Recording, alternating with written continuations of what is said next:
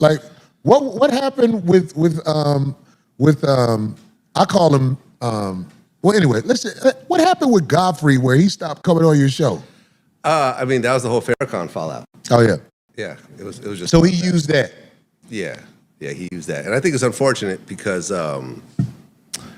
I feel that me and him were always good, right? Me and him were like friends, you know. We would party out, you know, in LA.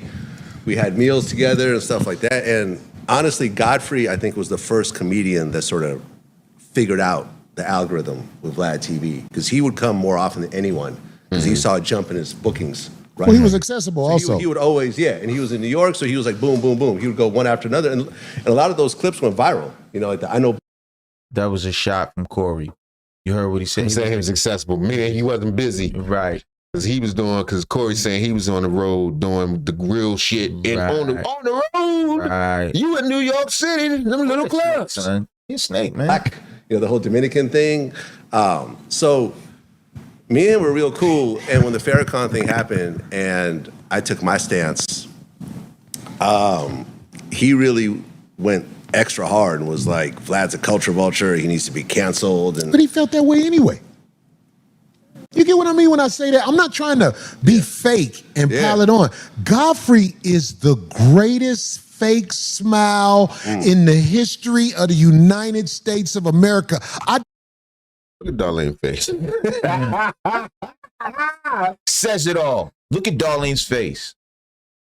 That's just Godfrey has the greatest fake smile. You're literally wearing the greatest fake smile. With Vlad. With the nigga you done shitted on tons of times. You talk about this nigga wife. You said all the things Godfrey said, but worse. And then you come on up here with me, Vlad. Can I talk to you for a little while? I'll come on your platform. We can work it out. Wow. Shout out Corey Holcomb. No. Do not get mad at nobody who don't figure him out. He's actually great at that fake smile shit. Yeah. well, here's he's actually kind of knowledgeable. Yeah. So it works every time on the average mind. Yeah, he went like Colt 45. I call over a few friends whenever I'm feeling Come on, down. man, with the Billy D voice, man. Billy used to be like that. Whenever I'm feeling down, I call over a few friends and if you know, you know. Yeah, that nigga had big curl afro, Yo, not chill, really. Man. Oh, don't shoot it. Yo, Billy D. Williams, man. Billy D was the man, son. He was always the man. Mahogany. I tell you, whenever I'm feeling down, I will have a cold glass of Colts. 45, it works every time. I don't know why I wanted to do a Billy D. I don't know why either, man. Leave him alone.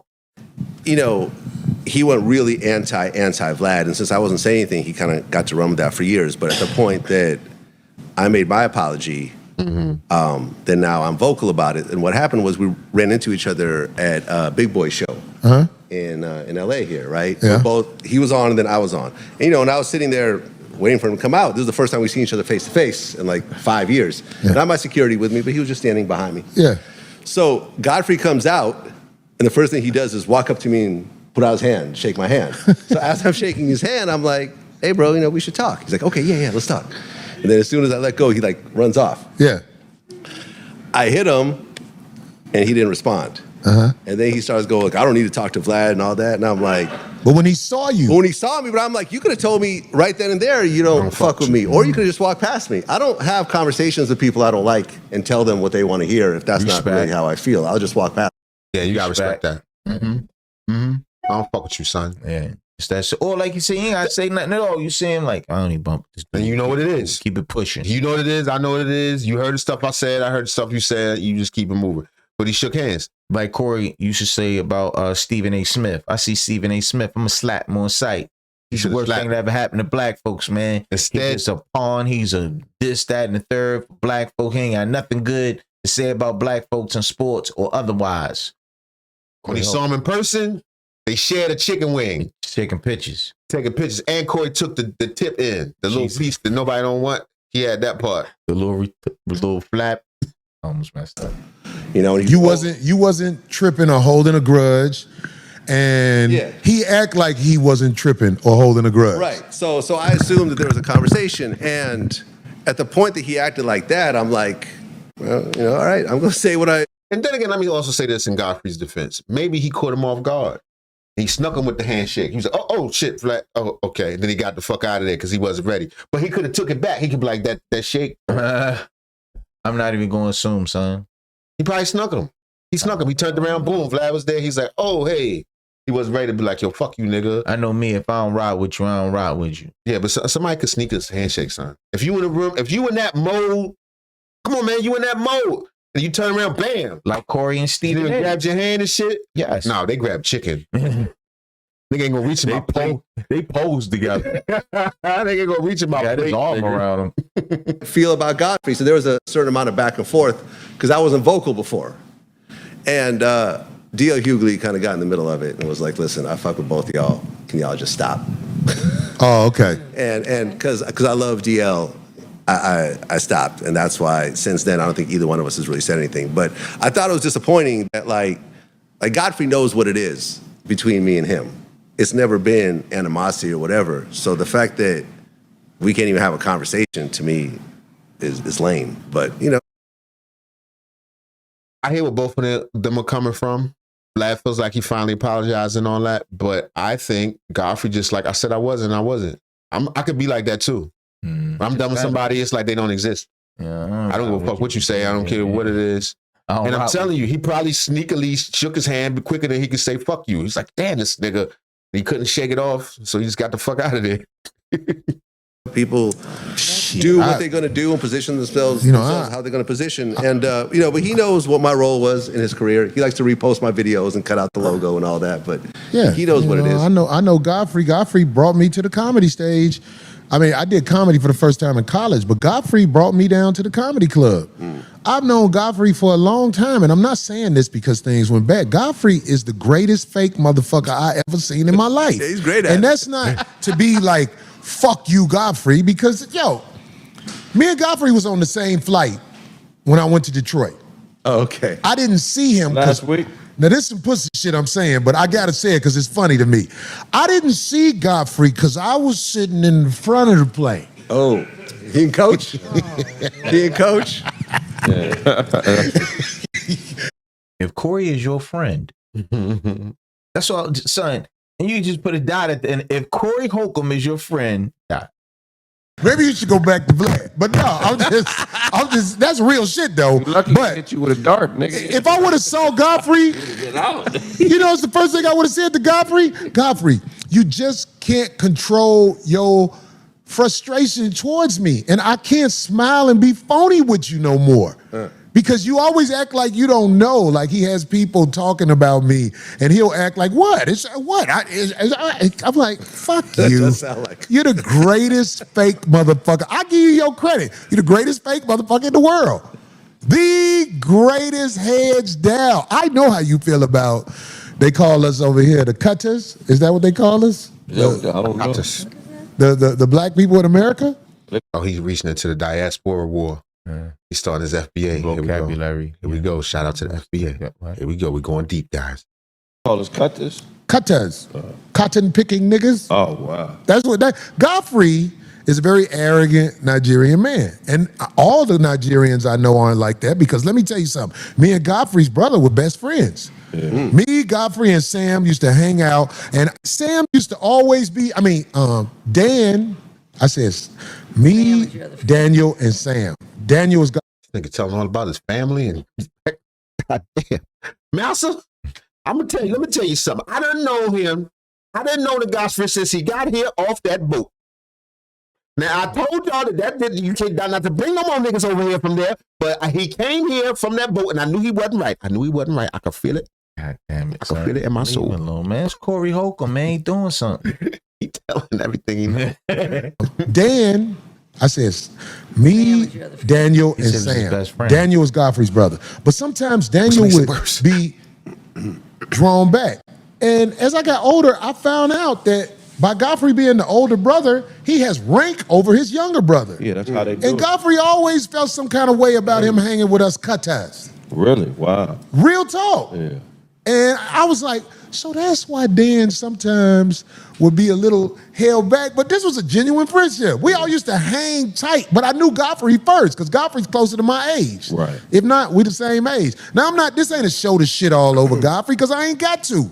I didn't see you, Godfrey, because you wasn't where I was on the plane. When they said you was on the plane, I looked around. I was like, Oh, my God. but I'm just saying, I'm not mad at him because I don't have time to be mad at people. I really don't. Like Aries did some shit where he tried to sue us. I'm not mad at Aries. One day when I saw him in the airport, hey, man, what was up with that? Hey, man, he got loud. I was like, he's scared. And I just want to say, though, like, regardless of where me and Aries are, I didn't like the fact that he got beat up on the show. You know, at the end of the day, I know everyone. Vlad checking Corey. God damn it. Vlad checking Corey. Listen, nigga. Despite what you think. Despite what you think. Don't be I don't want to see nobody else getting beat up here. If anybody gonna give him black eyes, it's gonna be me and my show. Whatever you say, boss. Leave him alone, man. He blackening up his eyes. Stop, man. Vlad just checking him, man, giving his opinion. Checking Corey. You bitch ass nigga. Man. I'd appreciate that shit. Look how he look at. He getting firm. Right, with the little hands. I want to say, though, like, regardless of where me and Aries are, I didn't like the fact that he got beat up on the show. You know, at the end of the day, I know. I did. I thought it was funny. He didn't even get hit that hard. He got hit. Most of his old punch was off the side of the head and the neck. He was balled up in a tight little ball here, all right? Some niggas need to get punched in the mouth sometimes. He didn't defend himself as well. He should do it once a year, if you ask me. It should be an annual face Aries punching. Spears ass whipping. In fact, he looks like he does do it once a year. I know everyone had a role in it, but you should be able to crack jokes and speak without having hands put on you. Well, you know what I mean? I brought security with me today, just in case. You know, we didn't have Just in security. Your whiteness had you secure enough. Yeah. Corey already let it be known before you got here. Vlad will be safe at all costs. You know how some niggas is. You could have jumped off a bus, nigga, and jogged that bitch like no problem at all. The gangbangers, everybody would have moved out the way. Oh shit, it's Vladimir. We didn't have security at the time because I never imagined something like that would happen. Yeah. But I will say this, and with all the conviction in the world, Aries dared an ass whooping that day, and he played it off like he's cracking jokes, like he always does. What? That guy's not a comedian? That dude's Zoe? And he kept touching him. That's what really led him to like, stop touching me. He did. And he said he tried to move away, further away from him. He was antagonizing him a little bit. You already getting on my nerves. You already talking real greasy. It's not even funny. Just like you just wilding on him. And you keep putting your hands on me. Light skin ass nigga, you bitch ass light skin ass nigga. Fuck out here like that. Niggas that will put hands on you. That's what Zoe told him. Bitch ass light skin ass nigga. Who the fuck is this nigga? Look at this nigga. This nigga. Look at this nigga. How the fuck is you gonna feel? Stop, son. And Zoe does have a temper, but I've never seen no shit like that before where, because Aries, in my opinion, Aries spoke up on that ass whooping, and I was worried about it because it was a physical altercation. Yeah. And I didn't really expect nothing like that to happen. It's my show. Psychic. He's a psychic on the low. Say that again. He's a psychic. A crystal ball salesman. So that's why when you said you were coming with security, I was with it because I've seen what's happened, and nobody has time for that shit. We had a show about that. We're grown. Nobody got time to be fighting unless you want to fight. Like if two guys be like, you want to fight? You want to fight? Okay, come on. I am not on that on any level. Son, don't start, son. But if only one guy wants to fight. And the other one want to just sit there. If one guy say, look, man, we take these mics off and step out back. Right, and one guy doesn't want to fight. We just call his kids monkeys, and his family a bunch of monkeys and chimpanzees and put it on a T-shirt. Orangutans. Corey, you fucking off your money, and you can't do no shows in Lagos, Nigeria now, man. No, I'm saying that's why I'm saying I have Nigerian friends that's a buck, but they got heart. Yeah. Godfrey, I'm not saying what he doesn't have, but what I'm saying, he smiles with people he has disgust for. I've watched it. Right here. When he's must be something in the water in Chicago, nigga. What the fuck is what you talking about? Man, leave him alone, son. It's Corey Holcomb. He is exposing himself right here. Okay, who are Corey's admitted enemies so we can count them as when he sees them? Who are the people he talks about the most? He fuck around, be smiling with Godfrey tomorrow. That's around, be smiling with Godfrey tomorrow. If his track record were to remain true, I wouldn't be surprised if I see them two taking a picture. Like, did this nigga just say a bunch of shit? Nah, not Godfrey. He black though. He black. Somebody white. Who else he white he hate? Actually, nobody. None of them. Actually, Mr. Pro Black, yeah, I never. Who's on his white list? He don't got no white list? We got plenty on his black list. We can start with Jamie Foxx and the rest. Only one on his black list that is Kevin Hart. Kevin Hart gave him a shot, and he always speak very highly of Kevin Hart. And Tyler Perry. He was in some Tyler Perry shit. Oh, okay. So Tyler Perry. He never get a Tyler Perry. He never give him a hard which is an easy target for Corey. For Backdooria. Yeah. Actually, he never gets to none of the people who are obviously Backdooria. Actually, he said Tyler Perry, holla at me. Pause. Hey, how are you? Yeah, no, listen, motherfucker. If I knew that it was that, I would have even said hello. Yeah, you're a prideful man. Yeah, I don't need to say hello and shake hands with someone who I don't fuck with. That's just me. That's just me, and that's why I said he was a punk for doing that. And he's like, "Oh man, well, your security guard was like leering over me," and it's like, no, he was behind me. Are you talking about Godfrey said that? Yeah, Godfrey. Godfrey Yeah, he said I had security. Okay. Godfrey said he felt pressure to shake my hand because of my security, but my security is back here. Wow. Son, as being a comedian, you say you've been in a room with Godfrey before, right? Yeah. What is your personal? And again, it was only once. He was very talkative. He had a lot of Hollywood stories. He seemed pretty chills. Any animosity? He made fun of my name or like shunning niggas like, yo, I'm Godfrey, man. Nobody else back there was famous. No, only him. Okay. Only him. And it was a room full of like maybe 10, 15 people. Everybody was just chilling. Cool as a fan.